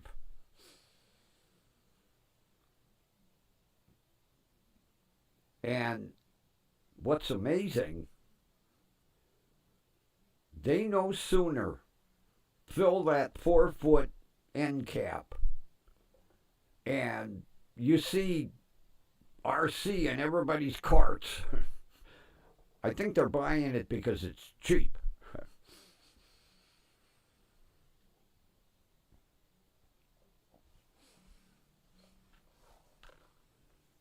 And good old Tahitian treat. I didn't know RC made that.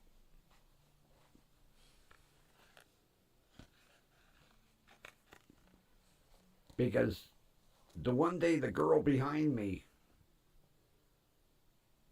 put the 2 liter there, and I went, Tahitian treat? Where did you get that? I haven't had that stuff in years. And she said, back with the RC. I said, I didn't see it. She goes, well, it's on the bottom. So the next time I went to Mark's, sure enough, RC Cola, RC Cola, RC Cola, RC Cola, Tahitian treat. I used to drink that stuff a lot. It's like a fruit punch, and I love fruit punch. Except fruit punch Gatorade. Ugh. You never liked it? I used to drink it a lot.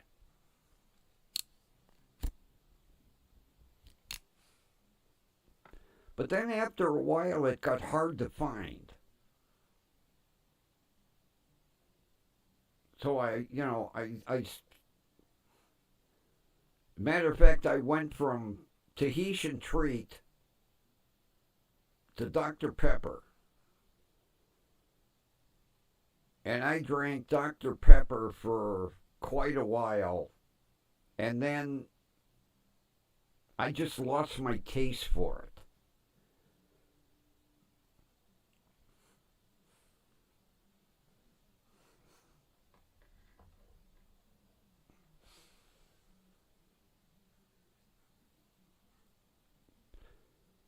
Of course, I do it to myself. I will drink something constantly until you finally get sick of it. Oh man, high C. I haven't had high C in ages. I used to drink that a lot when I was a kid. My mother used to buy it.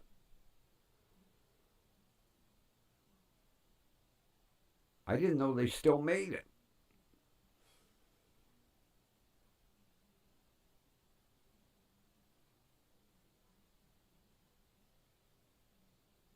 That's like we used to have a. Well, back in the day, we had a lot of independent pop companies around the Cleveland area, like breweries. At one time, we had more breweries in Cleveland than they had in Milwaukee. And the pop company was called Byerly's. I still remember to this day, Byerly's. And they made the best orange soda. Oh, God, was it good. It was close to Orange Crush, but better. And then they got bought out and they stopped making it. The company that bought them stopped making it.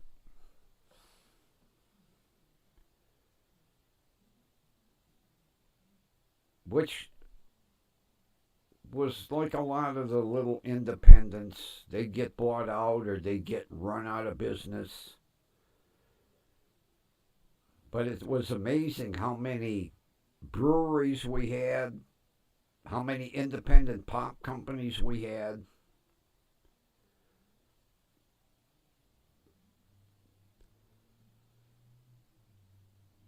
I think back in the 30s, 40s, and 50s, we had like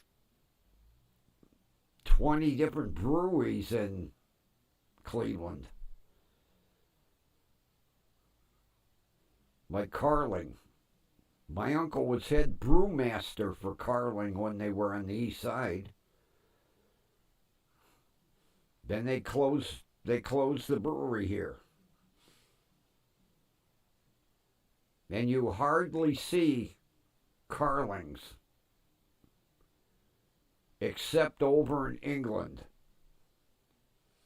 Man, they love their Carlings in England.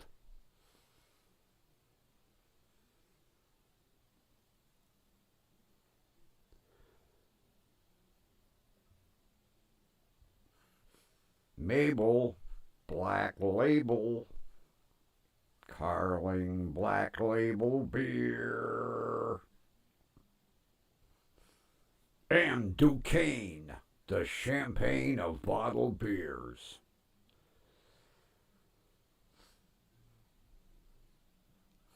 My uncle drank Duquesne. It looked like Duquesne. One day I said, "You like that Duquesne?" He says it's called Duquesne. Then how come it isn't spelled Dukane? Duquesne. Duquesne. I used to see that in the stores all the time. I don't even know if they make Duquesne anymore. The problem is all these craft breweries. Everybody wants a craft brewed beer.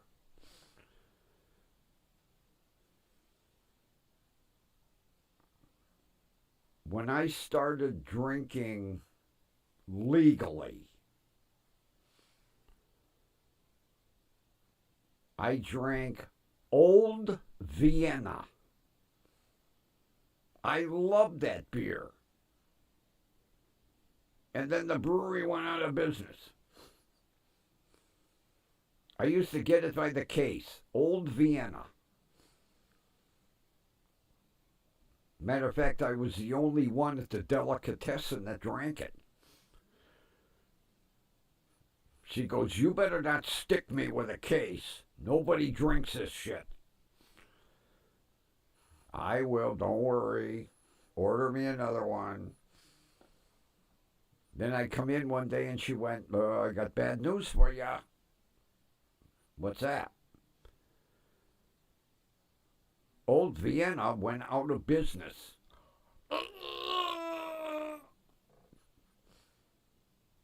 Then I switched to Heineken.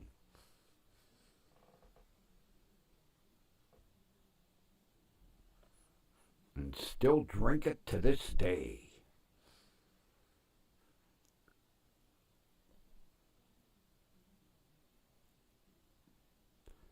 Don't tell my doctor. You didn't hear that.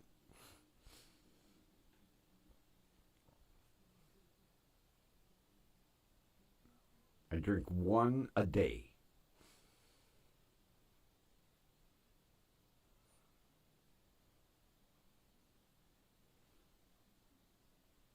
My doctor'd have a shit fit. I told you no beer. Doc, I'm 74. I'm a retired senior. I have to have one little luxury. Yep, one a day. And that's it. As much as I would like two, one. In my stoneware frozen Heineken mug.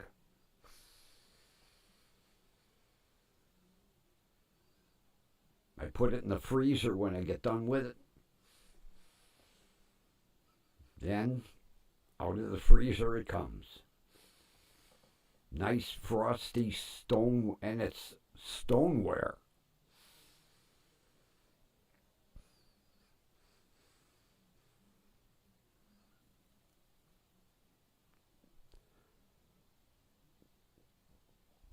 You know, Kathy, that's like, my primary care doctor sending me to a dietitian.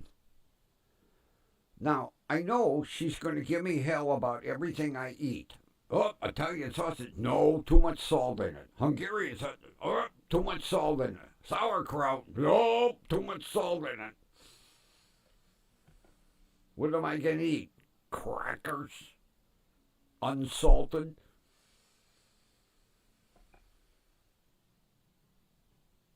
Like I told my doctor, something is going to kill me. Something. I might as well enjoy my senior years. I said to him, it's not like I'm laying underneath a beer tap in a bar. I've won. He finds that hard to believe. Nobody can drink one. They're like Lay's potato chips. You can't eat just one. Well, I agree there. I cannot eat just one Lay's potato chips. But I can drink one Heineken a night. As much as I would like two or three, one.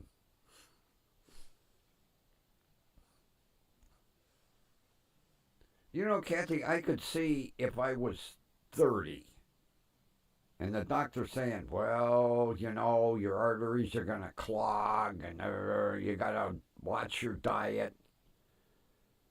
My arteries are already clogged. So much for that theory.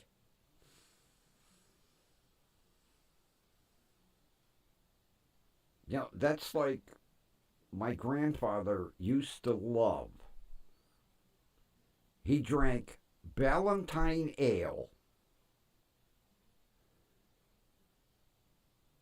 and, oh God, I just forgot the booze he liked.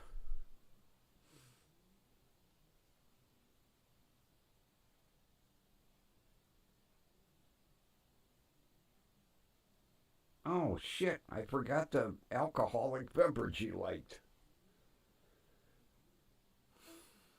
Hennessy. Hennessy cognac. He would have a shooter of Hennessy cognac and a Ballantine. And he'd take a little sip of the cognac and he'd wash it down with the Ballantine ale. And when he got done with that shot,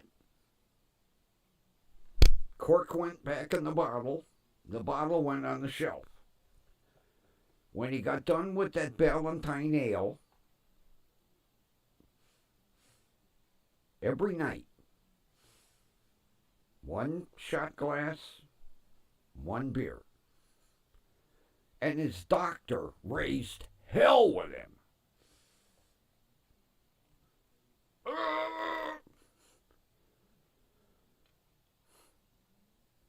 My grandfather said, I'm not drinking a fifth of Hennessy a night. One shot glass. And not a double. A single. Take a little sip. Little beer. Little sip. And when the shot glass was empty, that was it. And his doctor went ballistic. And he said, you know, at that time my grandfather was around 70. He told the doctor, something's going to kill me. Something. This ain't going to kill me. And he said, if it does, I'll die with a smile on my face. And oh, his doctor just went crazy. You know, as much as I like my new primary care doctor, I don't like to be lectured. I don't like hearing, don't you want to live till you're 100? Well, yeah, but am I going to be like I am now? Because if I'm going to be in a wheelchair and somebody wiping the drool off my chin, no.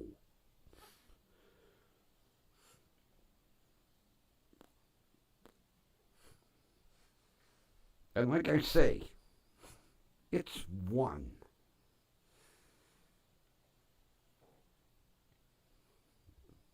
But I've learned there's certain things that you don't tell your doctor. Even though your blood work betrays you. I'm looking at your blood work here. But that's like next week, not this week, next week. I have to go to see Dr. Tai Chi. You know, the doctor that's going to make me think away my pain by doing Tai Chi. I will go once. I will hear her out, and then I will tell her, we're not making a second appointment. Same thing with the dietitian. I will hear her out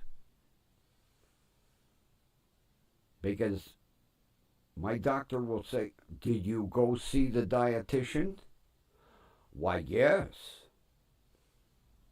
Are you following what she said? Why, no.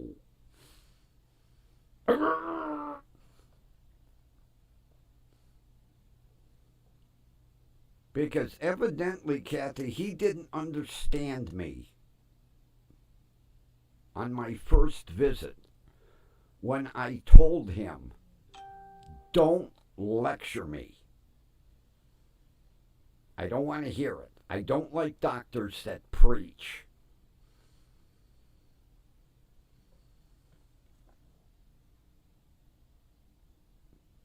But you know, he wants me to see the dietitian. I will.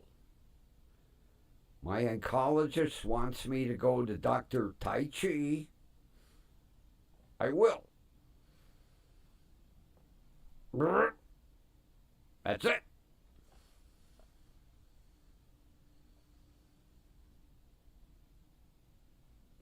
Oh, I never thought of that. Oh, I never thought of that. I'm going to use that. If it gives me any shit, you don't like my cholesterol? Stop doing blood tests. I love it. God, I don't know why I didn't think of that myself. Oh, I'm going to use it. I'm going to use it. If he gives me hell about my cholesterol again, I'll say, well, quit doing blood tests, then you won't know. If you don't test for it, you don't know about it. Oh, I love that, Kathy. I am going to use it. You know, all the shit I give my doctors, I don't know why I didn't think of that.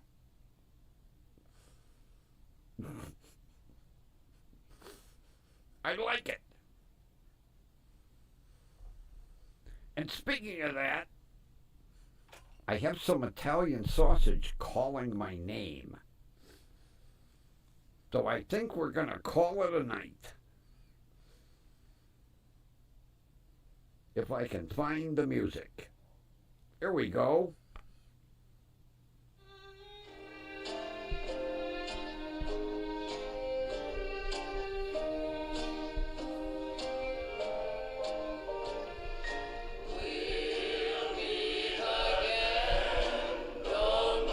We know where, right here, WDWL TV. All right, everybody. Have a wonderful rest of your evening. Thank you for being here and putting up with me. And we will meet again tomorrow night. And with that, see ya.